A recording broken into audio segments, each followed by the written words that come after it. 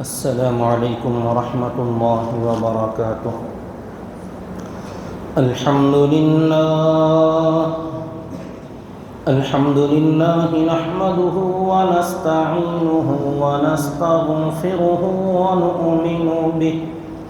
ونؤمن به ونتوکل علیہ ونعوذ باللہ من شرور انفسنا ومن سیئات اعمالنا من يهده الله فلا مضل له ومن يضلله فلا هادي له وأشهد أن لا إله إلا الله وحده لا شريك له وأشهد أن محمدا عبده ورسوله أما بعد فأعوذ بالله من الشيطان الرجيم بسم الله الرحمن الرحيم فقد قال الله تبارك وتعالى في القرآن المجيد والفرقان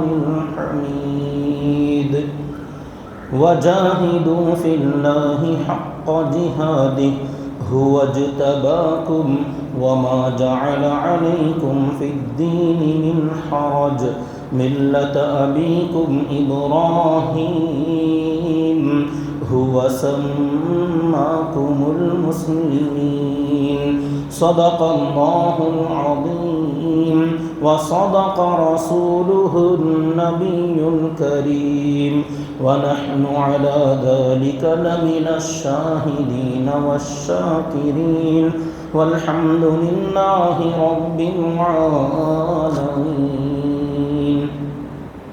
اللهم صل على محمد وعلى آل محمد كما صليت على إبراهيم وعلى آل إبراهيم إنك حميد مجيد اللهم بارك على محمد وعلى آل محمد كما باركت على إبراهيم وعلى آل إبراهيم إنك حميد مجيد۔ محترم بزرگان اسلام و برادران ملت اور میرے معزز سامعین کرام، اللہ کے پیارے نبی جناب محمد الرسول اللہ صلی اللہ علیہ وسلم کی سیرت طیبہ کا سلسلہ چلتے ہوئے سن 8 ہجری تک پہنچا تھا، جس کے اندر غزوہ موتا جیسا عظیم معرکہ پیش آیا، جس کے اندر حضرات صحابہ کرام رضی اللہ تعالی عنہم کی بالکل مختصر سی جماعت 3000 افراد کی تھی، اور بالمقابل رومیوں کی، عیسائیوں کی جو فوج تھی 2 لاکھ کا لشکر تھا۔ تمام قبائل عرب، جو عرب کے اطراف و اکناف کے قبیلے والے تھے، ان لوگوں کا یہی خیال تھا کہ اس جنگ میں تو رومیوں کی فتح ہونی ہی والی ہے، کیونکہ اس علاقے میں اور اس زمانے میں روم اور فارس یہ دونوں بڑی سپر پاور طاقتیں سمجھی جاتی تھیں۔ عرب کے علاقے والے کبھی بھی روم اور فارس سے مقابلہ کرنے اور ان سے ٹکرانے کی سوچ بھی نہیں سکتے تھے۔ صرف ان کا نام لے کر ہی لوگ پارٹیوں میں بٹ جاتے تھے، کوئی فارس کی طرفداری کرتا تھا، کوئی روم کی طرفداری کرتا تھا، تو یہ صرف ان بڑی طاقتوں کے نام لے کر ہی اپنے آپ کو ان کا فالوور اور ان کی طرفداری کرنے والے سمجھتے تھے۔ ان سے ٹکرانا اور ان سے مقابلہ کرنا یہ تو ان کے تصور سے باہر تھا۔ جب یہ خبر پہنچی کہ حضرات صحابہ کرام رضی اللہ تعالی عنہم رومیوں سے ٹکر لینے کے لیے نکل پڑے ہیں، تو یہ لوگ حیران ہو گئے کہ یہ کیسی قوم ہے، ان کو کیا ہوا کہ ان کو پتہ نہیں ہے روم کون ہے، اور ہرقل روم کا بادشاہ کتنا طاقتور ہے، اور ویسے بھی جو جماعت آئی ہوئی ہیں 2 لاکھ افراد کی، اور ان سے اگر سارا مدینہ بھی نکل کر چلا جاتا مقابلے کے لیے اور پوری تیاری کے ساتھ بھی جاتا، تب بھی جیتنا ان کے خیال کے مطابق ناممکن تھا۔ اب یہاں 3000 افراد کی جماعت گئی ہیں اور نتیجہ ایسا نکلا کہ حضرات صحابہ کرام میں سے صرف 12 صحابہ شہید ہوئے۔ 2 لاکھ کے مجمع میں گھس کر ان سے بھیڑ کر مقابلہ کرنے کے بعد جب لسٹ دیکھی گئی تو صرف 12 صحابہ کرام شہید ہوئے، اور رومیوں کا کیا حال ہوا، ان کے کتنے افراد قتل کیے، اس کا کوئی حساب نہیں ہے، کوئی تعداد نہیں لکھی گئی، صرف اندازہ لگایا جا سکتا ہے، جیسا کہ حضرت خالد ابن ولید رضی اللہ تعالیٰ عنہ نے کہا تھا کہ جب میں نے جھنڈا سنبھالا تو اس دن، ایک دن کے مقابلے میں میرے ہاتھ میں 9 تلواریں ٹوٹیں۔ تو اندازہ لگایا جا سکتا ہے کہ تلواریں جب اتنی ٹوٹی ہیں تو گردنیں کتنی ٹوٹی ہوں گی، اور اس کے اندر بغیر کسی کامیابی کے فتح تو نہیں ہوئی، لیکن بڑے ہی اچھے انداز میں اپنی جماعت کو باہر نکال لیا، مقابلے سے الگ کیا، اور مدینہ منورہ کی طرف پسپا ہوئے، پیچھے کی طرف ہٹنے لگے، اور اس طریقے سے کہ یہ رومی کہیں پلٹ کر حملہ نہ کر دیں، کیونکہ اگر کوئی جماعت واپس جا رہی ہو، پیچھے کی طرف جا رہے ہوں، بھاگ رہے ہوں، تو ایسے لوگوں پر اگر حملہ کیا جائے تو لوگ منتشر ہو جاتے ہیں، بکھر جاتے ہیں، اور ایسے وقت میں پوری کی پوری جماعت کام آ جاتی ہے۔ حضرت خالد ابن ولید رضی اللہ تعالی عنہ نے بڑی ہی عقل مندی سے، بڑی ہی دانائی، فہم و فراست سے 3000 افراد کو اس طریقے سے 2 لاکھ میں سے باہر نکالا کہ ان لوگوں کو ان کا پیچھا کرنے کا خیال بھی نہیں آیا۔ جب یہ حضرات صحابہ پیچھے ہٹ رہے تھے، میدان جنگ سے پیچھے کی طرف لڑتے لڑتے رک گئے اور قدم پیچھے لینے لگے، ہٹنے لگے، تو رومی کی جو ان کی فوج تھی رومیوں کی، وہ بھی پیچھے ہٹنے لگے۔ وہ یہ سمجھ رہے تھے کہ بھئی ان کے اوپر ہم حملہ نہیں کریں گے، ان کے پیچھے نہیں بھاگیں گے، کیونکہ ان لوگوں کی کوئی نئی چال ہوگی۔ خالد ابن ولید رضی اللہ تعالی عنہ نے جو مقدمے کو ساقہ پیچھے ڈال دیا تھا، ساقے کو مقدمے میں ڈال دیا، میمنہ کو میسرہ، میسرہ کو میمنہ جو کر دیا، یعنی جو چینجز کیا تھا، اسی کے اندر ان لوگوں کو یہ خیال ہوا کہ شاید ان کی کمک آ گئی ہے۔ اب اس میں اس طریقے سے پیچھے ہٹنا، یہ سمجھنے لگے شاید کوئی تازہ دم جماعت آئی ہے، یہ پیچھے جائیں گے، اور جیسے ہم ان کے پیچھے جائیں گے وہ تازہ دم افراد آگے آ جائیں گے، اور اس طریقے سے ہمارا بہت بڑا نقصان ہوگا۔ یہ سوچتے ہوئے وہ لوگ پیچھے چلے گئے، اور حضرات صحابہ بھی پیچھے پیچھے ہوتے ہوتے بالآخر رومی اپنے علاقے چلے گئے، اور حضرات صحابہ مدینہ آ گئے۔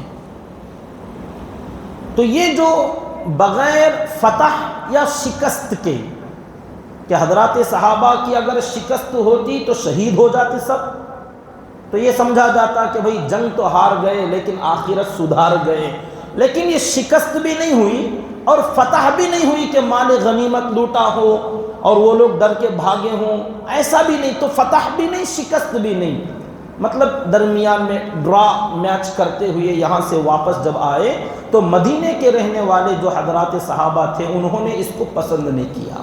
وہ کہنے لگے تم لوگ بھاگ کر آ گئے ہو، مدینہ اپنی جانیں چھڑا کر آ گئے ہو، تمہیں تو چاہیے تھا کہ اپنے جیسے دوسرے ساتھی شہید ہو گئے ان کے ساتھ تم لوگ بھی شہید ہو جاتے یا فاتح بن کر لوٹتے۔ تو ان کو فرار کہنے لگے کہ بھاگ کر آئے ہوئے، میدان چھوڑ کر آئے ہوئے لوگ۔ تو اللہ کے نبی صلی اللہ علیہ وسلم نے ان کی تسلی دی اور ان کو شاباشی دی اور کہا یہ فرار نہیں ہے، کرار ہیں، یعنی پھر دوبارہ واپس جانے والے لوگ ہیں، تازہ دم ہونے کے لیے تھوڑا سا اپنے ساتھیوں کے ساتھ جڑ کر مل کر دوبارہ جب موقع ملے پھر جانے کے لیے آئے ہیں۔ تو اس طریقے سے اللہ کے نبی صلی اللہ علیہ وسلم نے ان کی تعریف کی۔ اس کے بعد جب یہ مقابلے کی خبر پھیلی لوگوں میں تو عرب کے لوگ اچنبے میں پڑ گئے، حیران ہو گئے کہ یہ کیسے ہو سکتا ہے، کہ 3000 افراد اور اس طریقے سے نکل کر باہر آ گئے اور رومی 2 لاکھ میں ہونے کے باوجود واپس چلے گئے. ان کو یہ بات سمجھ میں نہیں آ رہی تھی کہ کیسے ہو سکتا ہے. اور جب اس پر بہت زیادہ غور و فکر کرنے لگے تو آخر کار ان غور و فکر کرنے والوں کے دلوں میں صحابہ کرام کی عظمت، صحابہ کرام کی ہیبت اور اللہ کے نبی صلی اللہ علیہ وسلم کی محبت اترتے چلی گئی کہ یہ کوئی معمولی کارنامہ نہیں ہے، ایسا ہو ہی نہیں سکتا. اور جب ہوا ہے تو یہ یقیناً کسی غیبی طاقت کی مدد سے ہوا ہے. ایسا کیسے ہو سکتا ہے؟ تو آخر کار لوگوں کے دلوں میں ایمان اترتا چلا گیا، لوگوں کو یقین آتا چلا گیا کہ ہم جس جماعت کی مخالفت کر رہے ہیں، جس نبی کے پیچھے ہم لوگ پڑے ہوئے ہیں، یہ سچے نبی ہیں، اللہ کی مدد ان کے شامل حال ہیں. اسی لیے اتنی بڑی طاقت سے ٹکرا کر ان کو پیچھے ہٹا دیا تو یہ بہت بڑے کارنامے والے ہیں. تو یہ لوگوں کے دلوں میں ایمان اور اسلام داخل ہوتا گیا. اس کے بعد لوگ مدینہ منورہ کی طرف آنے کے لیے سوچنے لگے، ارادہ کرنے لگے، ایمان اور اسلام میں داخل ہونے کی فکریں کرنے لگے. مگر انتظار تھا مکے کے قریش کا کہ دیکھیں قریش کے لوگ کیا فیصلہ لیتے ہیں. ان کو بھی تو بات سمجھ میں آئی ہوگی. اب قریش کے ساتھ معاہدہ ہے کہ ہم 10 سال تک نہیں لڑیں گے. اب یہ مکے والے پورے اطراف و اکناف کے علاقے والوں کے لیے جڑ کی حیثیت رکھتے تھے کہ یہ جو فیصلہ کریں گے ہم بھی وہی. لیکن تمام لوگوں کے دل دماغ میں بات اترتی چلی جا رہی تھی کہ یہ یقیناً سچے نبی ہیں اور ان کا پورے عالم عرب میں بول بالا ہونے کا وقت بالکل قریب آ چکا ہے. لیکن وہیں پر کچھ اور جماعتیں تھیں، کچھ اور قبیلے ایسے بھی تھے جو ابھی بھی بغض اور عناد، دشمنی، مخالفت پر ابھی بھی آمادہ تھے اور وہ چاہ رہے تھے کہ کسی طریقے سے اس نبی سے ٹکرائیں، صحابہ کرام سے مقابلہ کریں. تو انہی میں سے ایک قبیلہ تھا، قبیلہ بنو قضاعہ. اس قبیلے والوں سے ایک خبر پہنچی کہ ایک بڑی جماعت انہوں نے اکٹھا کی ہیں اور ان کا خیال یہ ہے کہ وہ مدینہ منورہ پر چڑھائی کریں گے. جیسے ہرقل روم کا بادشاہ فوج لے کر بھیجا تھا تو وہ نہیں آ سکا مدینے تک، تو ان کا خیال تھا کہ ہم خود مدینے پر چڑھائی کریں گے. کچھ قبیلے ایسے بھی تھے جو ابھی بھی اپنے دل کی بھڑاس نکالنا چاہتے تھے. اللہ کے نبی صلی اللہ علیہ وسلم کو خبر پہنچی کہ ایک علاقے میں ایسی ہلچل ہو رہی ہے تو آپ نے حضرت عمرو ابن العاص رضی اللہ تعالی عنہ، ان کا نام اس سے پہلے 2 جمعہ قبل آیا تھا، حضرت عمرو ابن العاص یہ وہ صحابی ہیں جو حضرت خالد بن ولید رضی اللہ تعالی عنہ کے ساتھ اسلام میں داخل ہوئے تھے. جب بیعت کرنے کے لیے آئے حضرت خالد بن ولید رضی اللہ تعالیٰ عنہ نے بیعت کی، اسلام میں داخل ہوئے. حضرت عثمان بن طلحہ وہ بھی اسلام میں داخل ہوئے. تیسرے یہی تھے ساتھ میں حضرت عمرو ابن العاص. جب اللہ کے نبی صلی اللہ علیہ وسلم نے ان سے بیعت لینے کے لیے ہاتھ بڑھایا، انہوں نے اپنا ہاتھ پیچھے کھینچ لیا کہ میری ایک شرط ہے. یہ تفصیلی واقعہ گزرا تھا. اللہ کے نبی صلی اللہ علیہ وسلم نے انہی 3 لوگوں کے بارے میں فرمایا تھا کہ مکہ مکرمہ نے اپنے جگر پاروں کو، اپنے جگر کے ٹکڑوں کو ہمارے حوالے کر دیا. ایک خالد ابن ولید، دوسرے عمرو ابن العاص، تیسرے عثمان بن طلحہ رضی اللہ تعالی عنہم. ایمان میں داخل ہوتے ہی خالد ابن ولید کا یہ کارنامہ رضی اللہ تعالی عنہ کہ غزوہ موتا میں اپنا لوہا منوا لیا، اپنی صلاحیت دنیا کے سامنے ظاہر ہوئی. حضرت عمرو بن العاص یہ کس ٹائپ کے تھے، یہ کس صلاحیت کے مالک تھے، ان کا اس اگلے واقعے میں پتہ چلتا ہے کہ سن 8 ہجری میں جمادی الثانی، جمادی الاخری جسے کہا جاتا ہے، اس مہینے کے اندر آپ صلی اللہ علیہ وسلم نے اس قبیلہ بنو قضاعہ کے لوگوں کو، جو ان کا ارادہ تھا مدینے پر حملہ کرنے کا، ان لوگوں کو اس ارادے سے دور رکھنے اگر وہ نہ مانے تو پھر مقابلہ کرنے کے لیے آپ صلی اللہ علیہ وسلم نے ایک مختصر سی جماعت تیار کی. جیسے حضرت خالد بن ولید رضی اللہ تعالیٰ عنہ 3000 کا لشکر تھا، ان کے ساتھ صرف 300 افراد کی جماعت آپ نے دی. 30 گھوڑے ان کی جماعت میں تھے، اور اس کے اندر بڑے بڑے مہاجر اور انصار صحابہ کرام بھی تھے. مہاجر اور انصار صحابہ قدیم الاسلام، یعنی پرانے زمانے سے کئی سال پہلے، کوئی 10 سال پہلے، کوئی 12 سال پہلے، کوئی 13 سال، کوئی 15 سال پہلے مسلمان ہوئے ہیں.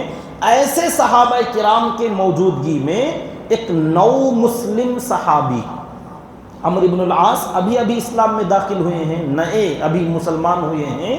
تو یہ نو مسلم صحابی جو تھے حضرت عمرو بن العاص، ان کو امیر بنایا، اور ان کی ماتحتی میں بڑے بڑے پرانے صحابہ کرام کو، مہاجرین اور انصار کو ان کے حوالے کیا. 300 افراد کی جماعت لے کر آپ نے روانہ کیا، بھیجا. مدینہ منورہ سے 10 منزل کے فاصلے پر قبیلہ بنو قضاعہ پڑتا تھا. یہ اس جانب روانہ ہوئے. ان کی مہارت تھی کہ یہ جنگی میدان کے بڑے ماہر لوگ تھے، حضرت خالد بن ولید اور حضرت عمرو بن العاص رضی اللہ تعالی عنہم. تو ان کی مہارت کا اندازہ اس سے لگایا جا سکتا ہے کہ آپ نے ان کو فوراً امیر لشکر بنا کر روانہ کیا. اب ان کی بڑی ہی عقل مندی، سوجھ بوجھ، کیا فہم و فراست کا استعمال کیا. کہتے ہیں کہ رات کے اندھیرے میں قافلہ چلتا تھا اور دن میں چھپ جاتے تھے تاکہ ہماری خبر ان کو ہمارے جانے سے پہلے نہ لگ جائے. رات میں قافلہ چلتا، دن بھر چھپا رہتا جنگلوں میں، بیابانوں میں، پھر رات کے اندھیرے میں سفر ہوتا. تو اس طریقے سے کئی دن کے سفر کے بعد اس علاقے میں پہنچنا ہوا. تو قریب میں جا کر چھان بین کی، جاسوسی کا نظام تو تھا ہی، 1-2 افراد کو آگے بھیجنا، حال احوال معلوم کرنا. تو اطلاع ملی کہ جس قبیلے کے پاس ہم آ رہے ہیں بہت بڑی جماعت ان کے پاس ہے جو ہم سے بھی کئی گنا زیادہ ہے. یہ 300 افراد تھے، تو ادھر بہت زیادہ مقدار میں لوگ جمع ہوئے تھے. تو انہوں نے یہ سوچا کہ اللہ کے نبی صلی اللہ علیہ وسلم کو اطلاع کی جائے. ایک صحابی کو روانہ کیا کہ ہمارے لیے مدد کی ضرورت ہے، کچھ اور صحابہ کو بھیج دیں. تو آپ صلی اللہ علیہ وسلم نے پھر 200 افراد کی جماعت تیار کی. اب اس جماعت میں خود حضرت ابو بکر صدیق، حضرت عمر فاروق رضی اللہ تعالی عنہما جیسے جلیل القدر صحابہ بھی شامل. اور ان 200 افراد کا امیر آپ نے بنایا امین هذه الامہ، اس امت کے امانت دار ہونے کا لقب جس صحابی کو اللہ کے نبی نے دیا، حضرت ابو عبیدہ ابن الجراح رضی اللہ تعالی عنہ.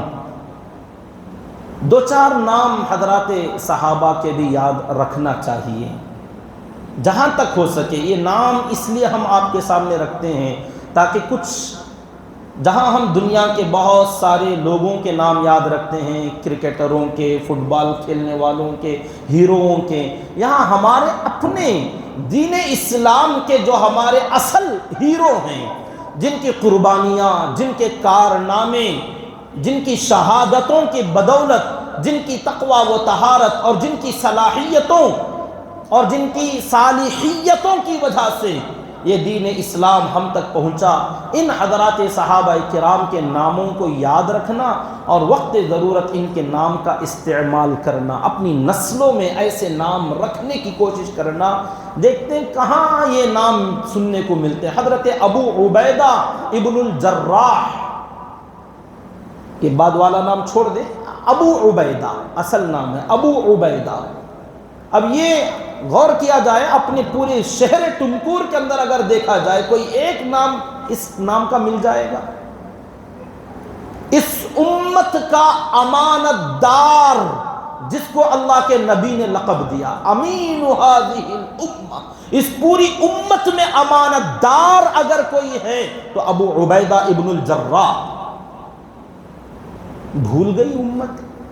اللہ کے نبی صلی اللہ علیہ وسلم کا رازدار صحابی، جو اپنا راز آپ کسی کو نہیں بتاتے تھے، بڑی قیمتی قیمتی راز کی باتیں آپ صرف ایک صحابی سے کرتے تھے، نام حذیفہ ابن الیمان۔ حضرت حذیفہ ابن الیمان یہ وہ شخصیت ہیں رضی اللہ تعالی عنہ و ارضا کہ اللہ کے نبی صلی اللہ علیہ وسلم نے قیامت تک آنے والے فتنے، فسادات اور ان فتنوں کا لیڈر کون ہوگا اور اس کے اندر مسلمانوں کا کتنا نقصان ہوگا، قیامت تک کے امت میں منافق لوگ، صحابہ کرام کے درمیان جو لوگ منافق تھے، یہ منافق کون کون ہیں، کتنے لوگ منافق ہیں، یہ ساری لسٹ اللہ کے نبی صلی اللہ علیہ وسلم نے صرف حضرت حذیفہ رضی اللہ تعالی عنہ کو بتائی تھی۔ حضرت عمر رضی اللہ تعالی عنہ آ کر بار بار پوچھتے کہ حذیفہ یہ جو ہمارے درمیان منافق ہیں وہ کون ہیں، تھوڑا بتا دو، اللہ کے نبی نے تمہیں بتایا ہے، تھوڑا مجھے بتا دو۔ تو فرماتے کہ اللہ کے نبی صلی اللہ علیہ وسلم نے مجھے رازدار بنایا ہے، اگر میں وہ نام تمہیں بتا دوں پھر میں رازدار کہاں کا؟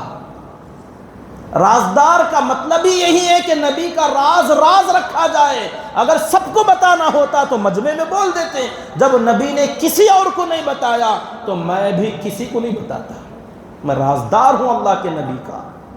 بس کیا وجہ تھی، کیا مقصد تھا پتہ نہیں، اللہ کے نبی صلی اللہ علیہ وسلم نے ان کو سب بتایا تھا کہ جو راز تھا وہ سب ان کو معلوم تھا۔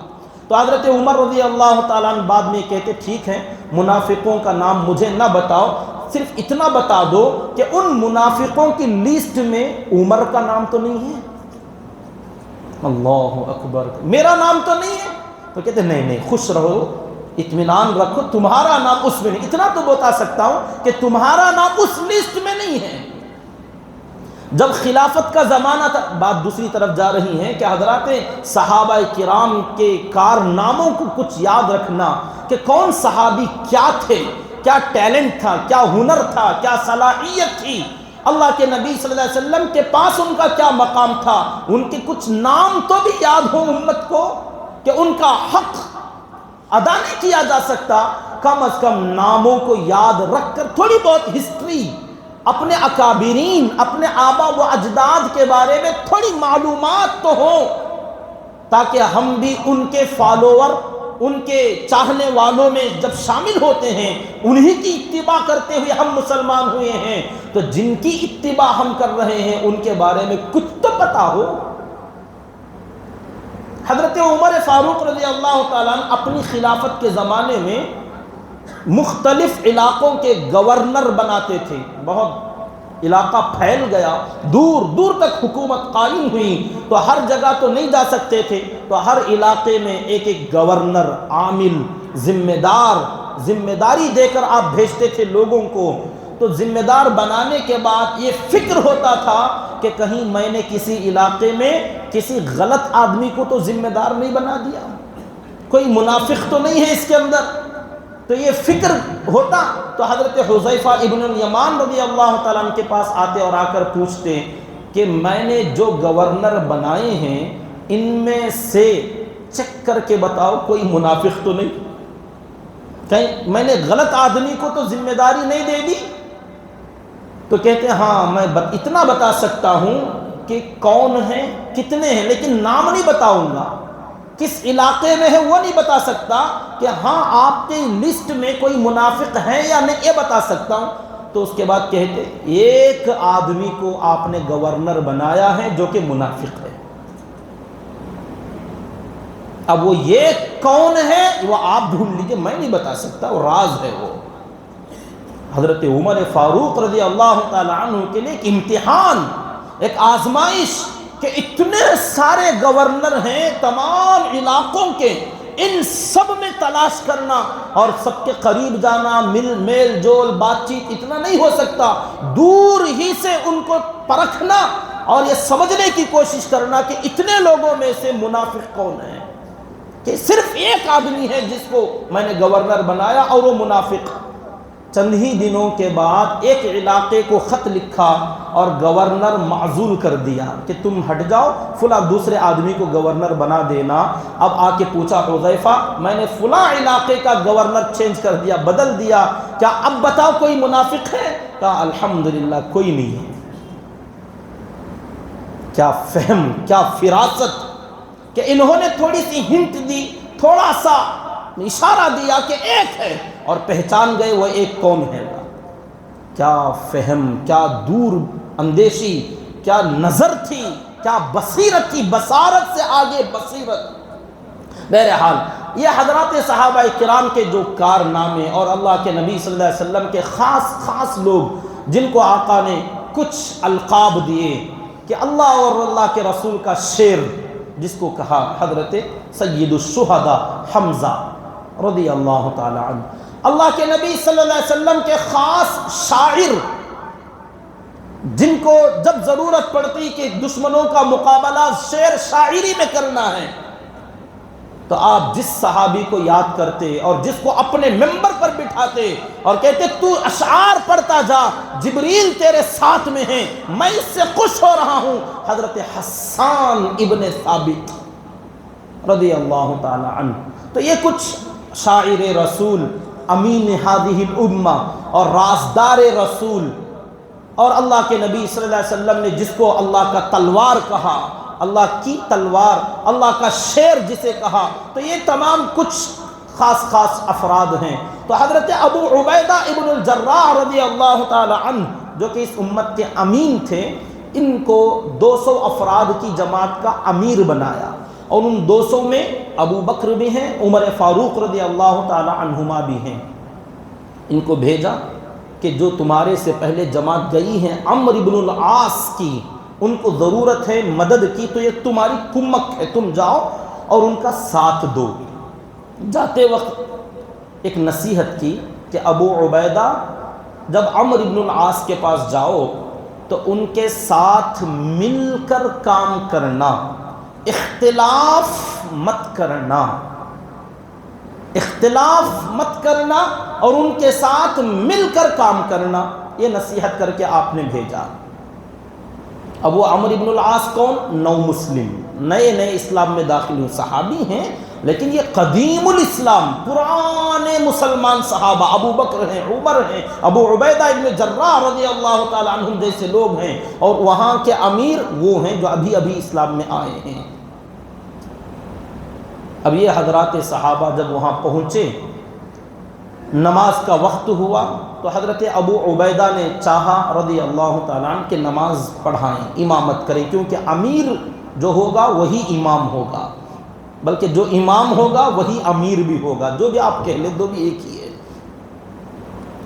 امامت کرنا چاہی تو حضرت عمرو بن العاص نے کہا کہ ابو عبیدہ آپ نماز نہیں پڑھا سکتے، کیونکہ اس پوری جماعت کا امیر اللہ کے نبی نے مجھے بنایا ہے۔ اب یہاں ہوا یہ تھا کہ جب ان کی جماعت جا رہی تھی، اللہ کے نبی صلی اللہ علیہ وسلم نے ان کے لیے خاص جھنڈا دے دیا، جو جماعت جاتی اس کے ساتھ ایک جھنڈا آپ صلی اللہ علیہ وسلم خود دیتے تھے، تو وہ جھنڈے کا ہونا مطلب وہ اس کے امیر ہوں گے۔ جب یہ جماعت آ رہی تھی تو اللہ کے نبی صلی اللہ علیہ وسلم نے ان کو بھی جھنڈا دے دیا، تو انہوں نے یہ سمجھا کہ یہ 200 افراد کا امیر میں ہوں اور وہ 300 افراد کے امیر وہ ہیں۔ حضرت عمرو بن العاص نے کہا کہ نہیں، میں نے خط بھیجا تھا، درخواست کی تھی کہ مدد کی ضرورت ہے، تو تم لوگ ہماری مدد کے لیے کمک آئی ہوئی ہے تمہاری جماعت، تو تم ہمارے تابع ہو، تم ہم سے الگ نہیں ہو۔ تو حضرت ابو عبیدہ ابن الجراح رضی اللہ تعالی عنہ نے کچھ بات چیت کی کہ آپ نے مجھے ان لوگوں کا امیر بنایا، تم ان کے امیر ہو۔ پھر کچھ لوگوں نے کہا کہ مہاجر کے امیر آپ بنو، انصار کے امیر آپ بنیں۔ یہ بات تھوڑی سی آگے نکل گئی، گرما گرمی ہو گئی، تو حضرت ابو عبیدہ نے کہا اللہ کے نبی صلی اللہ علیہ وسلم نے مجھے آتے وقت میں یہی نصیحت کی تھی کہ ساتھ میں مل کر کام کرو، اختلاف مت کرو، لہذا میں اس پر عمل کرتے ہوئے اپنا اختلاف یہی ختم کر دیتا ہوں، چلو آپ امیر ہو، ہم آپ کے تابع ہیں۔ کیا حضرات صحابہ کرام رضی اللہ تعالی عنہم کی وہ اصلاح تھی. حالانکہ دلائل دونوں طرف تھے، یہ بھی اپنی طرف صحیح، یہ بھی اپنی طرف صحیح تھے، مگر اللہ کے نبی کا ایک ارشاد کہ ابو عبیدہ اختلاف نہ کرنا، اس بات کو یاد کیا اور کہا میں اس اختلاف کو یہیں ختم کر دیتا ہوں، چلیے میں آپ کو اپنا امام اپنا امیر مانتا ہوں، آپ امامت کیجیے. اب حضرت عمرو بن العاص رضی اللہ تعالیٰ کوئی یہ نہ سوچے کہ ان کو امیر بننے کا شوق تھا، نعوذ باللہ، ایسی بات نہیں. وہ اپنے آپ میں یہ سمجھ رہے تھے کہ اللہ کے نبی نے پہلے مجھی کو امیر بنا کر بھیجا، میں نے درخواست کیا تو میری مدد کے لیے ان کو بھیجا، تو اصل امیر تو میں ہی ہوں نا. تو یہ امارت کا شوق نہیں تھا، بڑا بننے کا کوئی جذبہ نہیں تھا، بلکہ ایک ذمہ داری کا احساس تھا کہ مجھے ان سب کو ساتھ لے کے چلنا ہے اور آگے جو بہت بڑا کام ہے اس کام کو انجام دینا ہے. تو اس لیے انہوں نے اپنی دلائل رکھی. بہرحال جب امامت کی اور آگے ذمہ داریاں سنبھالتے ہوئے آگے بڑھیں، قبیلہ بنو قضاعہ کے علاقے میں جب پہنچے تو ان لوگوں سے تھوڑی بہت لڑائی ہوئی، مقابلہ ہوا اور وہ لوگ ٹک نہ سکے اور ادھر ادھر منتشر ہو کر بھاگ کھڑے ہو گئے، کیونکہ پتا تھا پہلے ہی سے کہ ہرقل جیسا روم کی سلطنت سے یہ لوگ ٹکرا گئے ہیں تو ان سے ہمارا ٹکرانا ناممکن ہے. تو تھوڑی دیر کے بعد وہ بھاگ کھڑے ہوئے. حضرات صحابہ یہ چاہ رہے تھے کہ ان لوگوں کا پیچھا کریں، جو بھاگ رہے ہیں بھاگنے والوں کا پیچھا کیا جائے اور زیادہ سے زیادہ قید کریں، مال غنیمت لوٹیں. تو حضرت عمرو بن العاص رضی اللہ تعالیٰ جو امیر لشکر تھے منع کیا کہ کوئی بھی ان بھاگنے والوں کا پیچھا نہیں کرے گا. اب امیر کا حکم ماننا ضروری، سب لوگ رک گئے، اگرچہ کہ پسند نہیں تھا، بات ہضم نہیں ہو رہی تھی، کیونکہ بھاگنے والے لوگوں کا پیچھا کرنا یہ جنگ کا اصول ہے اور مال غنیمت بھی ملتا ہے اس کے اندر، بہت سارے قیدی بھی ہوتے، ہو سکتا اس کے اندر کچھ لوگ مسلمان بن جاتے. لیکن منع کیا کہ کوئی بھی پیچھا نہ کرے.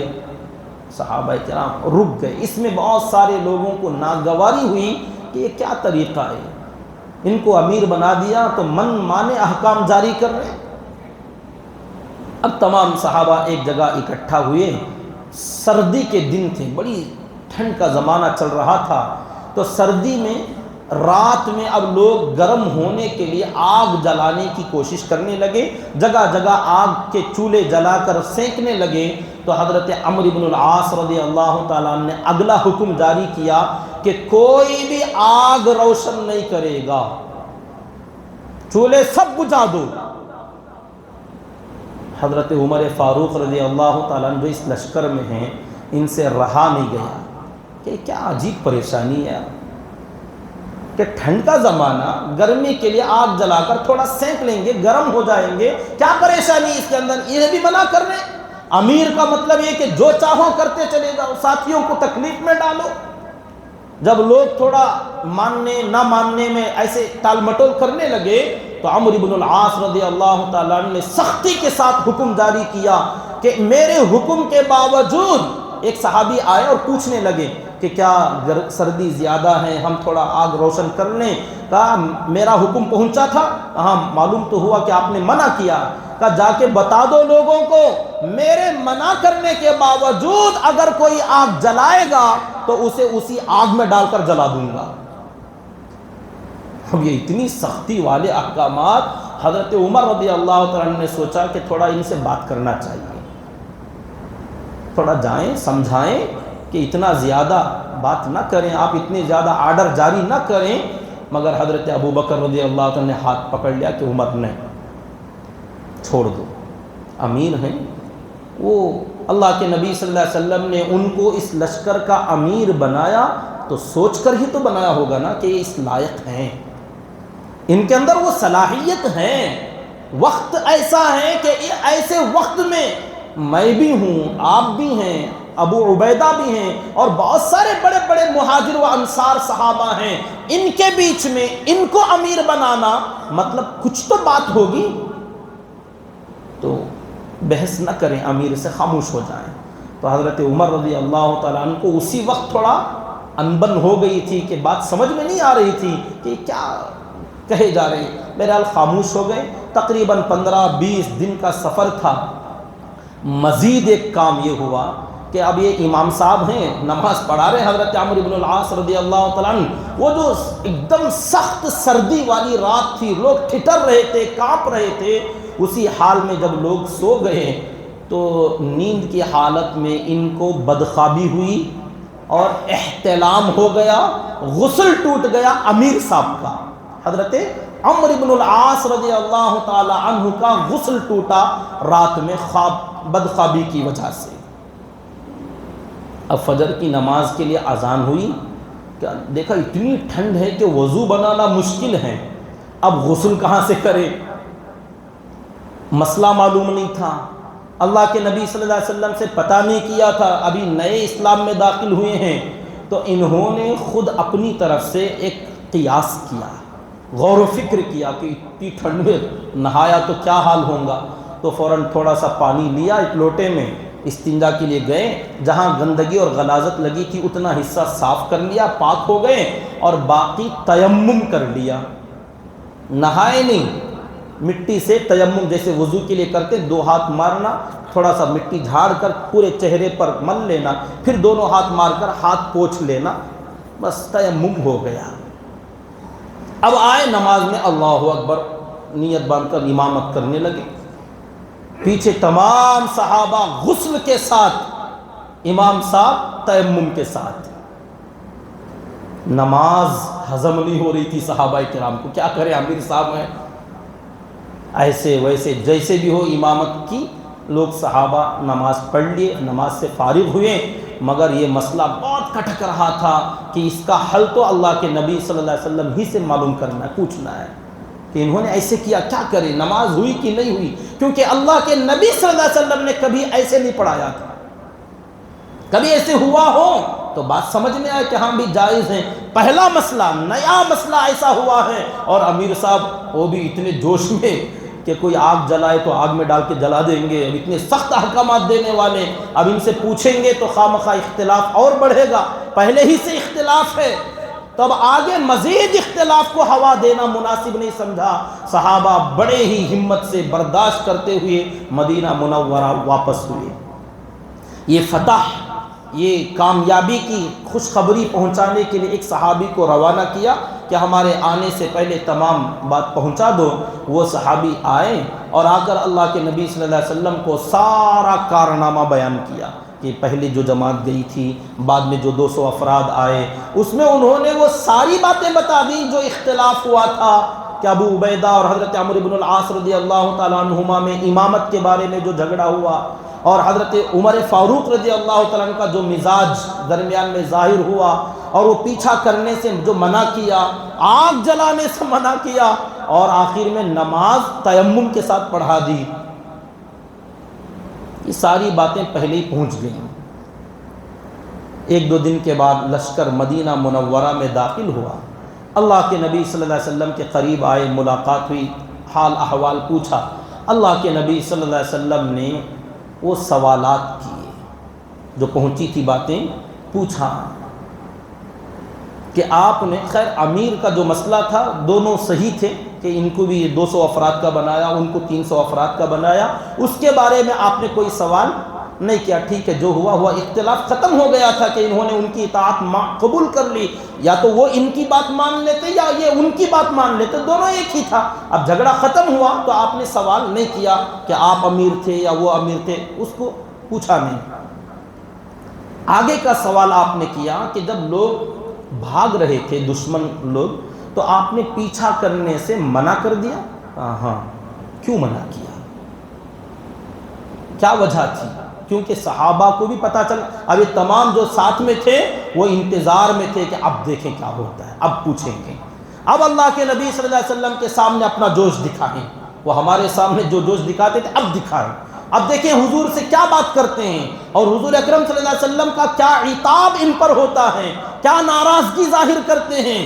جب آپ نے پوچھا منع کیوں کیا، تو کہنے لگے اے اللہ کے نبی صلی اللہ علیہ وسلم، رات کا اندھیرا بھی تھا، مقابلہ بھی ہو رہا تھا، اب یہ لوگ بھاگ رہے ہیں تو میں نے یہ سوچا کہ ہمارے صحابہ اگر ادھر ادھر ایک ایک کے پیچھے دوڑتے ہوئے منتشر ہو جائیں گے، کہیں ان کی کوئی دوسری جماعت طاق میں نہ ہو اور اچانک وہ پلٹ کر حملہ کر دیں تو ہم تو بکھرے ہوئے ہیں اور سب ان کے نرغے میں آ جائیں گے، اس لیے میں نے منع کیا کہ پیچھا نہ کرو، رک جاؤ، آنے والے ہوں گے تو دوسری جماعت لے کر آئیں گے، متحد ہو کر مقابلہ کریں گے، ٹکڑوں میں نہیں بٹیں گے۔ آپ نے فرمایا شاباش، فہم، فراست کہ تمہاری یہ سوچ تھی کہ بھاگیں گے اور پیچھا کریں گے، مال غنیمت لوٹیں گے۔ امیر کا یہ خیال تھا کہ کہیں دوسری جماعت طاق میں نہ ہو۔ ہم نے سنا تھا بڑا مجمع ان کے ساتھ میں ہے، یہ کچھ افراد سامنے ہیں، کہیں دوسری جماعت پیچھے نہ ہو، یہ کوئی چال نہ ہو کہ ہم ان کے پیچھے جائیں، پلٹ کر حملہ کریں اور ہم بکھر کر کہیں اس کے نرغے میں نہ آ جائیں۔ اس لیے میں نے منع کیا۔ کہا بہت اچھا کیا۔ صحابہ کو بھی اب سمجھ میں آیا، اچھا یہ خیال تھا، ہم نے تو سوچا ہی نہیں تھا۔ اللہ کے نبی صلی اللہ علیہ وسلم نے نئے نئے مسلمان ہونے کے باوجود اگر ان کو امیر بنایا، کوئی تو بات رہی ہوگی۔ یہی وہ بات تھی کہ ان کے اندر وہ جنگی باریکیاں، نقطوں کو پہچاننے کی صلاحیت تھی۔ آگے آپ نے پوچھا اچھا وہ آگ کا کیا مسئلہ ہے؟ آگ جلانے سے آپ نے سختی سے منع کیا، لوگ ٹھنڈ میں ٹھٹر رہے تھے، سردی سے بڑے پریشان تھے، تھوڑی آگ جلا لیتے تو کیا پریشانی تھی؟ کہا ہم تو 500 افراد ہی تھے، اب ایک ایک جگہ الاؤ بنایا جاتا، آگ روشن کی جاتی، تو عام طور پر لوگوں کا ہر آدمی الگ الگ آگ نہیں جلاتا نا، 15-20 آدمی ایک ساتھ اکٹھا ہو جاتے ہیں اور آگ جلانے لگ جاتے ہیں، تو وہاں چاروں طرف لوگ بیٹھ جائیں گے۔ اب اس طریقے سے 100, 50, 150, 200 جگہ پر آگ جلائی جائے گی، تو دشمن اگر دیکھ رہا ہوگا تو یہ ہماری مختصر سی جگہوں پر جو آگ جلی ہوگی، اسے دیکھ کر ان کو اندازہ ہو جائے گا کہ ہماری جماعت کتنی ہے۔ آگ جلانے سے ایک میسیج ملتا سامنے والے کو کہ ایک جگہ پر 10-15 آدمی عام طور پر بیٹھے ہوں گے، تو 100 جگہ جلائی گئی، 50 جگہ جلائی گئی، وہ اندازہ فوراً لگا لیں گے کہ کتنے آدمی ہیں، اور ان کو ہمت بڑھ جائے گی، آج بھاگے ہوئے کل لوٹ کر آ جائیں گے۔ اس لیے میں نے منع کیا آگ نہ جلاؤ، تاکہ دشمن کو چوکنا اور ہوشیار ہونے کا موقع نہ ملے۔ ہم اندھیرے میں رہیں گے، ٹھنڈ میں رہیں گے، مگر کوئی میسیج ان کو نہیں دیں گے کہ ہماری جماعت کتنی ہے۔ بڑی عقل مندی کی بات تھی۔ اللہ کے نبی صلی اللہ علیہ وسلم نے تعریف فرمائی، واہ شاباش، بہت زبردست کام کیا۔ عقل مندی تھی کہ لوگ سردی کو دیکھ رہے تھے لیکن یہ دشمن کے بارے میں سوچ رہے تھے، جنگی فراست۔ دونوں باتیں ہو گئی۔ اب تیسری بات کہ یہ جناب آپ بغیر غسل کے، غسل والوں کی نماز پڑھا دی آپ نے، یعنی جنابت کی حالت تھی، ناپاکی کی حالت، تیمم کر کے آپ نے نماز پڑھا دی، یہ مسئلہ کہاں سے، کس سے پوچھا تھا آپ نے، کہاں سے سیکھا؟ تو کہا میں تو ابھی اسلام میں داخل ہوا ہوں، جو آپ پر اللہ تعالیٰ نے وحی اتاری ہیں اس میں جو میں نے سنا اور پڑھا، جو آیتیں یاد کیا، اس میں ایک آیت مجھے یاد ہے۔ کہا کون سی؟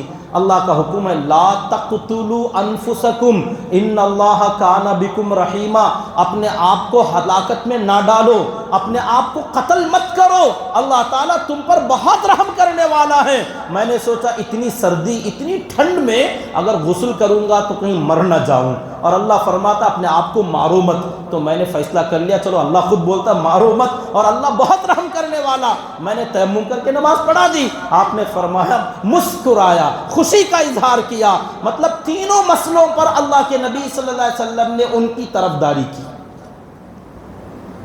کہ اجتہاد، قیاس کہ مسئلہ معلوم نہیں ہے، وقت ضرورت قرآن کی آیت سامنے رکھی اور اللہ کا حکم ہے کہ اپنے آپ کو ہلاکت میں نہ، یہ قیاس کہیں آپ نہ کرنا کہ حضرت کرے تھے ہم بھی کرتے ہیں، اس کے لیے علم چاہیے۔ اتنا تو علم تھا کہ قرآن کی کیا آیت ہے، کون سی آیت ہے، کیا معنی ہے، کیا مطلب ہے۔ آپ قیاس میں بھی نہیں کر سکتا، آپ بھی نہیں کر سکتے، وہ ان کا مقام تھا کہ نو مسلم ہو کر یہ درجہ ان کا تھا نئے نئے اسلام میں داخل ہو کر یہ عالم تھا قرآن کے سمجھنے کا کہ جو آیت پڑھی اس کا معنی، مطلب اور وقت کے اوپر اس کا استعمال، کہ اس آیت کو کب استعمال کر سکتے ہیں۔ اللہ کا فرمان ہے کہ اپنے آپ کو خود سے قتل مت کرو، ہلاکت میں نہ ڈالو، اللہ بہت رحم کرنے والا ہے۔ تو انہوں نے یہ مسئلہ نکال لیا اور اللہ کے نبی صلی اللہ علیہ وسلم نے اجازت بھی دے دی۔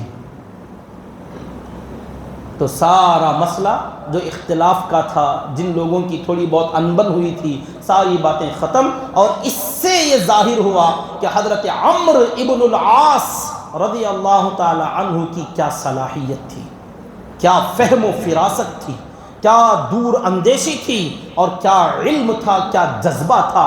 دو واقعے پیش آئے پیچھے پیچھے، ایک غزوہ موتا اور ایک غزوہ ذات السلاسل یا ذات السلاسل، اس غزوے کا نام ہے ذات السلاسل۔ تو دونوں غزووں کے اندر دو بڑے بڑے جو مکہ مکرمہ کے جگر کے ٹکڑے اللہ کے نبی نے فرمایا تھا، دونوں جگر کے ٹکڑوں کی وہ صلاحیت، وہ جوامردی اور وہ صلاحیتیں ظاہر ہوئی امت کے سامنے، اور لوگوں نے ان کی صلاحیتوں کو مانا کہ اللہ کے نبی نے چٹے جملہ ان کے بارے میں نہیں فرمایا تھا۔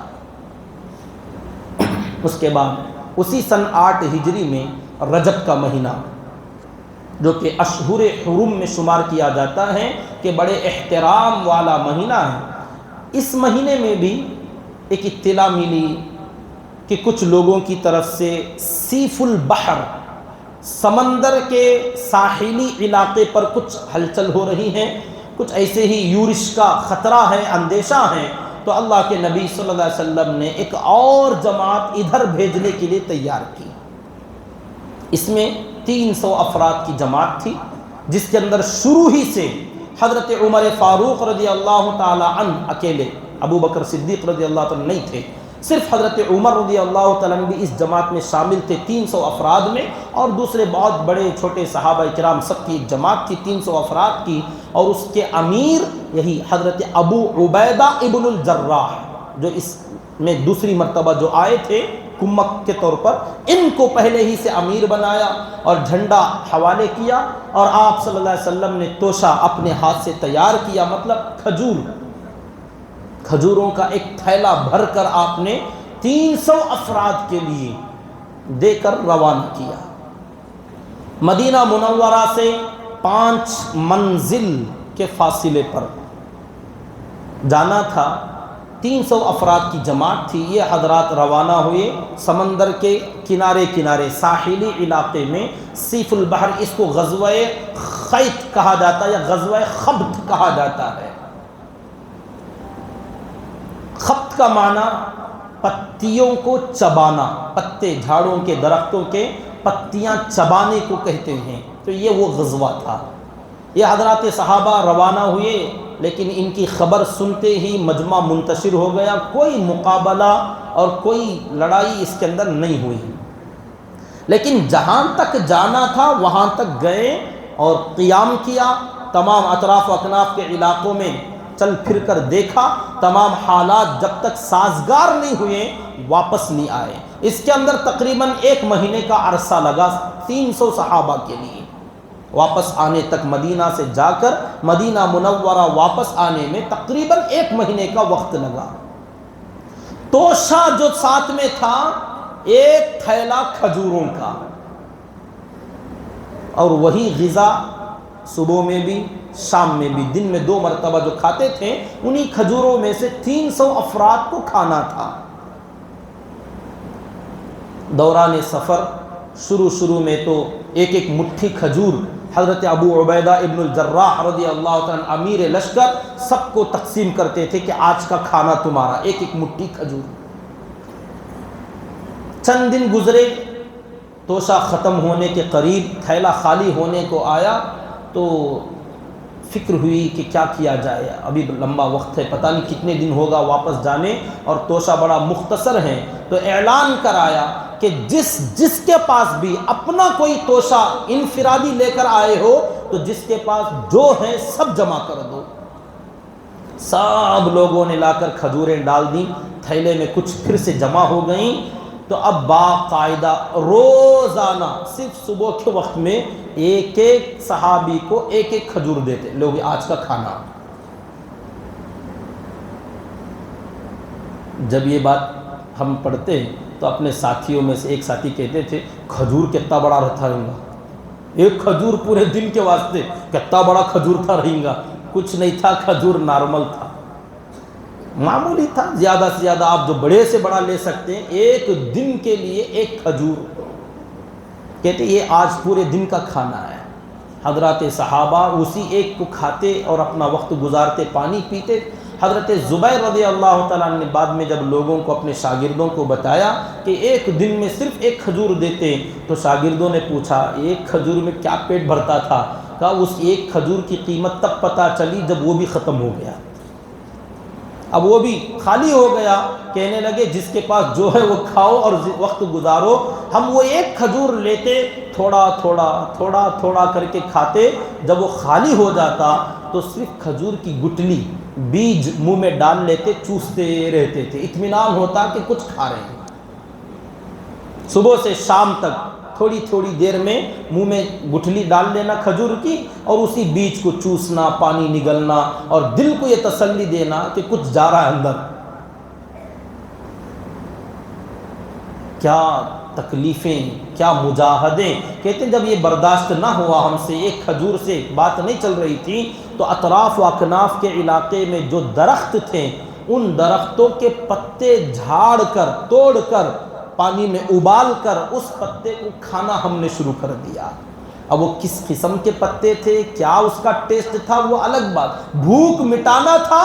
تو جس کو جو پتے نظر آتے، بعض صحابہ کو ہرے پتے نہیں ملتے تو سوکھے ہی پتے جھاڑ کر لے آتے، پانی میں ڈال کر بھگوتے، اور جب وہ تھوڑا نرم ہو جاتے تو انہی پتوں کو کھا جاتے۔ سوکھے سوکھے پتے پانی میں بھگو کر جب وہ کچھ نرم بن جائیں تو انہی کو ڈال کر کھاتے ہیں۔ کہتے ہیں ایک دو دن کا معاملہ نہیں تھا، کئی دن تک ہم نے کھانا شروع کیا۔ کھاتے کھاتے ہمارا حال یہ تھا کہ اندر مسوڑے، ہونٹ، یہ منہ کا اندر کا حصہ چھلنی ہو گیا تھا، زخم پڑ گئے تھے منہ میں، یہ پتے کھانے کی وجہ سے۔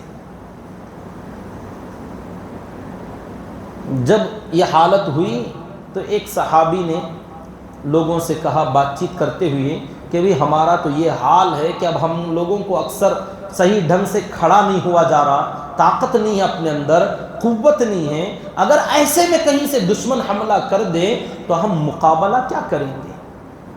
خود کھڑنے کی طاقت ہمارے اندر نہیں ہے تو پھر مقابلہ کیسے ہوگا؟ تو یہ بات چیت جب چل رہی تھی تو ایک نوجوان صحابی تھے، حضرت قیس بن سعد ابن عبادہ۔ سعد ابن عبادہ بہت بڑے مدینے کے انصار صحابہ، مالدار صحابہ میں سے، ان کے ایک لڑکے تھے حضرت قیس بن سعد، یہ اس لشکر میں تھے۔ جب انہوں نے یہ بات سنی تو اعلان کیا، کوئی ہے جو مجھے قرض اونٹ بیچے اور میں جب مدینہ جاؤں گا تو اس کے بدلے میں ایک وسق کھجور دے دوں گا، تو اس کے بدلے میں یہاں کوئی مجھے اپنا اونٹ بیچ دے۔ تو ایک آدمی تیار ہوئے اور ایک آدمی پھر، اور ایک، اس طریقے سے 6 افراد اپنا اونٹ ان کو بیچنے کے لیے تیار ہو گئے۔ تو حضرت عمر فاروق رضی اللہ تعالی عنہ نے اونٹ بیچنے والوں سے کہا، جلد بازی مت کرو، یہ قیس خود کنگال ہے، اس کے پاس کچھ نہیں ہے، مدینہ جا کر تمہارا قرضہ کیسے چکائے گا؟ ان کے پاس تو کچھ نہیں ہے، یہ نوجوان ہے، کماتے وماتے زیادہ نہیں ہیں، ان کے پاس کچھ نہیں ہے۔ تو انہوں نے کہا میرے ابا کے پاس تو بہت ہے۔ کہا تمہارے ابا تمہارا قرضہ ادا کریں گے اور وہ بھی 6 اونٹ خرید رہے ہو؟ جا کر مدینے میں ابا جان سے کہو گے کہ ابا میں نے 6 اونٹ قرض لیا ہے، اور کہاں ہیں اونٹ؟ وہ ختم ہو گئے۔ یعنی لوگوں کو کھلانے کے لیے خریدا تھا کہ کوئی مجھے یہاں قرض دے دے تو میں اس پوری 300 افراد کی جماعت کی ضیافت کروں گا، دعوت کروں گا، اونٹ کاٹ کر کھلاؤں گا، اور اس کا بدلہ جو ہے، اجرت، اس کی جو قیمت ہے، مدینہ جا کر دے دوں گا۔ تو یہ باتیں آگے بڑھنے لگیں تو حضرت قیس ابن سعد نے ناراض ہو کر کہا، ہمارے ابا، ہمارے دادا، ہمارے خاندان کو نہیں جانتے ہو؟ ہم لوگ تو وہ ہیں جو ہمارے رشتہ داروں میں، پڑوسیوں میں اگر کسی پر قرضہ ہوتا تو ان کا بھی قرض ہمارے باپ دادا ادا کر دیتے ہیں۔ یہ تو مشکل وقت ہے، ایسے وقت میں اگر میں ساتھ دوں تو کیا میرے ابا میرا قرضہ ادا نہیں کریں گے؟ اپنے باپ پر بہت بھروسہ جتایا۔ حضرت عمر رضی اللہ تعالیٰ نے کہا لوگو ان کی باتوں میں مت آنا، کہیں یہ مدینہ جا کر ہاتھ نہ کھڑے کر دیں، تمہارا اونٹ بھی گیا، کھجور بھی گئے۔ آخر کار انہوں نے لوگوں سے بات چیت کی کہ نہیں میں دلاؤں گا، ابا دیں گے۔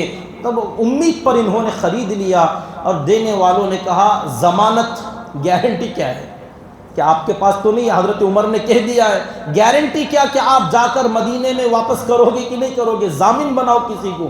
کہا پورے 300 میں سے جس کو چاہو ضامن بنا لو، میں گارنٹی دلاتا ہوں، یہ 300 افراد میں سے جس پر تمہیں بھروسہ ہوگا ضمانت میں دلاتا ہوں۔ بہرحال بہت لمبی گفت و شنید کے بعد، بات چیت کے بعد 9 اونٹ انہوں نے خرید لیے۔ تو ایک دن میں 3 اونٹ ذبح کر کے پورے بھوکے افراد صحابہ کو کھلانے لگے کہ دعوت ہے میری طرف سے۔ اب پتے کھا کھا کر، کھجور کھا کر جو حالت بنی تھی، کئی دن سے پیٹ بھر کر کھانا نہیں ملا تھا، ایک دن میں 3 اونٹ، مطلب 100 افراد کے لیے 1 اونٹ کٹتا تھا عرب کے علاقے میں۔ تو ایک دن میں 3 اونٹ کھلا دیے، اگلا دن پھر 3 اونٹ، تیسرا دن پھر 3 اونٹ کھلا دیے، چوتھے دن پھر اعلان کیا اور کوئی بیچے گا؟ تو حضرت ابو عبیدہ ابن الجراح امیر لشکر جو تھے وہ آئے، بیچے گا اور آپ خریدو گے لیکن کاٹنے میں نہیں دوں گا، آپ خرید لو، بیچنے والے بیچیں گے، رکھ لو اپنے پاس، اونٹ ذبح کر کے دعوت کرنے کی اجازت اب میں نہیں دوں گا۔ کہا کیوں؟ لوگ بھی پریشان تھے، مفت میں مل رہا تھا، آپ امیر صاحب یہ کیا پریشانی؟ کہا اگر سارے اونٹ کھا جاؤ گے تو جائیں گے کیسے؟ واپسی کا بھی تو کچھ خیال کرو، صرف پیٹ بھر کر یہیں رہ جاؤ گے یا واپس بھی جائیں گے؟ ہاں بھئی یہ بھی تو مسئلہ ہے، بھوک میں آدمی کو سمجھ میں نہیں آتا ہے۔ ایک امیر ایسا ہونا چاہیے جو مجمع کو چاروں طرف سے فکر کرے۔ تو انہوں نے کہا بھائی کھا کھا کر ختم نہ کرو، تھوڑا واپسی کے لیے رکھو۔ اب یہ بھی بند کرا دیا، اب کھائیں گے کہاں سے؟ حضرات صحابہ کی بڑی عجیب حالت تھی۔ اس بخاری شریف میں، مسلم شریف میں تفصیل سے یہ واقعہ غزوہ سیف البحر کے نام سے ملتا ہے۔ بہرحال سمندر کا علاقہ تھا، ایک مرتبہ لہروں کے اندر دیکھا ایک دن کہ کوئی بہت بڑا تودا، کوئی بہت بڑا ایسی ٹیلا یا پہاڑ یا پتھر جو بھی نظر آ رہا تھا بہت دور سے کہ ایک چیز آ رہی ہے باہر کی طرف۔ صحابہ کرام پیچھے کی طرف ہٹتے گئے، حیرانی سے دیکھنے لگے، ایک بڑی چیز سمندر کے باہر آئی اور گر گئی، پھر واپس نہیں گئی۔ تو لوگ حیران تھے کہ اتنا بڑا کیا ہے، یہ پتھر ہے، کوئی تودا ہے، کوئی ٹیلا ہے، کیا چیز ہے؟ دور سے صحابہ کرام قریب آئے، آ کر دیکھا ایک بہت بڑی مچھلی تھی، عنبر جس کا نام ہے، کتابوں میں لکھا ہے عنبر مچھلی، بہت بڑی، اتنی بڑی آپ اس کا اندازہ لگائیں۔ میرے حضرات صحابہ قریب میں آئے اور آ کر دیکھا، ہاں چلیے اللہ کی طرف سے دعوت کا انتظام ہو گیا۔ امیر صاحب نے منع کیا، کوئی ہاتھ نہیں لگائے گا۔ کہا کیوں؟ کہا مردہ مچھلی ہے، مچھلی کو زندہ پکڑے تو کھانا جائز ہے، جو پانی میں مر جائے وہ نہیں کھا سکتے، حرام ہے، اور یہ مچھلی پانی میں مر کے باہر آئی، حرام ہے، نہیں کھا سکتے۔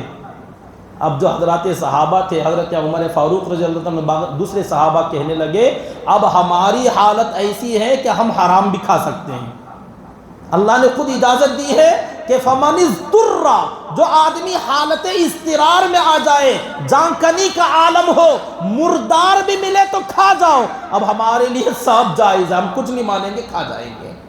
ہاں یہ بات تو ہے، اب کھا سکتے ہیں، سب کو اجازت دے دی۔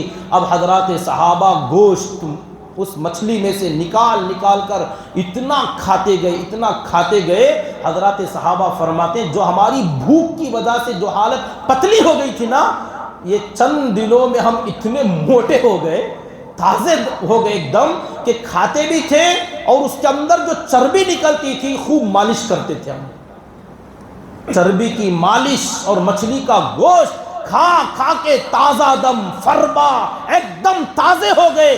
کہتے اس مچھلی میں سے 300 افراد نے لگاتار 18 دن تک کھایا، 18 دن 300 افراد، ایک دن میں 3 اونٹ کھانے والے 18 دن کھایا تو کتنی بڑی ہوگی؟ اور وہ گوشت سڑا بھی نہیں تھا، گلا بھی نہیں تھا۔ کہتے ہیں اس کو چیک کرنے کے لیے کہ مچھلی کتنی بڑی تھی، حضرت ابو عبیدہ ابن الجراح رضی اللہ تعالیٰ نے پسلی کی 2 کانٹے، 2 ہڈیاں ہوتی ہیں، 2 بڑے بڑے ہڈیاں اس کی کھڑی کی، اور ایک بڑا لمبا اونٹ لایا اور اس پر ایک لمبے آدمی کو سوار کیا اور کہا اس کے نیچے سے گزرو، تو وہ اس کے نیچے سے آرام سے گزرے، ہڈی لگی بھی نہیں۔ اونٹ کے اوپر ایک لمبا آدمی بیٹھ کر ہڈیوں کے نیچے سے گزرا، 2 ہڈیاں پسلی کی ایسی رکھی تو سر کو ٹچ بھی نہیں ہوا۔ کہتے ہیں ایک آنکھ کا جو اس کا حلقہ تھا، 13 آدمی ایک ساتھ اس آنکھ کے حلقے میں ہم بیٹھتے تھے اور کسی کو نظر بھی نہیں آتے تھے۔ اللہ تعالیٰ نے اتنی بڑی مخلوق، بلکہ اس سے بھی بڑی بڑی مخلوق اللہ نے بنائی ہے، اس عنبر مچھلی کا خوب دعوت کا انتظام ہوا، کھائے پیے اور تھوڑا اپنے توشوں میں بھی بھر لیا، لے کر واپس مدینہ منورہ آئے۔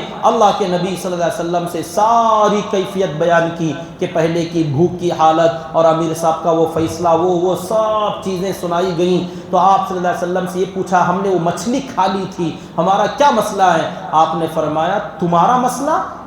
کسی کے پاس کچھ بچا ہوا ہے، کوئی لایا ہے؟ تو ایک نے کہا ہاں میرے پاس توشہ ہے، میں نے کچھ بچا کر لایا۔ کہا لاؤ، اور آپ نے بھی اس میں سے کھایا، بسم اللہ، اور فرمایا اللہ کی طرف سے بڑا بابرکت رزق ہے جو اللہ نے خود تمہاری مہمان نوازی کی ہے۔ تو یہاں سے حضرات علماء نے ایک مسئلہ یہ لکھا کہ ایسا رزق جس میں کسی بندے کا اور خود اپنا بھی کوئی دخل نہ ہو، ڈائریکٹ اللہ تبارک و تعالیٰ کوئی ایسی روزی کا انتظام کر دے تو یہ سب سے زیادہ بابرکت روزی ہوتی ہے۔ اسی لیے اللہ کے نبی صلی اللہ علیہ وسلم نے اس مچھلی میں سے کچھ خود کھا کر اس کی برکت کا اظہار کیا کہ بڑا بابرکت رزق ہے جو اللہ نے عطا فرمایا۔ اب وہ جو نوجوان قیس ابن سعد ابن عبادہ رضی اللہ تعالیٰ تھے، یہ آئے اپنے ابا جان کے پاس، آ کر کہا ابا جان بڑا مسئلہ ہو گیا۔ کہا کیا ہوا؟ کہا ایسا فاقے چل رہے تھے، بھوک کا عالم تھا، تو تم نے کیا کیا؟ کہا میں نے آپ کے بھروسے پر اونٹ خرید کر قافلے والوں کو کھلایا۔ کہا 1 اونٹ؟ کہا نہیں، 1 دن میں 3۔